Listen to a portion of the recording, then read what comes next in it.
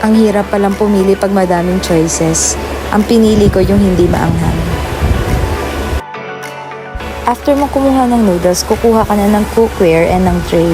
And then, diretso ka na sa ref kung saan ka pipili ng mga add-ons para sa noodles mo. Like ng squid balls, kikiam, fish ball, enoki, crab stick, hard-boiled egg, madami pang iba. Ikaw nang bahalang pumili. Affordable din naman yung mga add-ons nila. Depende din sa cravings mo kung ano yung gusto mong i-add-on. Halos kompleto na din sila. Meron silang mga ice cream, juice, Yakult. After ng add-on, syempre, diretso na tayo sa payment. After payment, pwede na tayo magluto. May mag-a-assist naman kung paano. So, ayan. Madali lang naman siya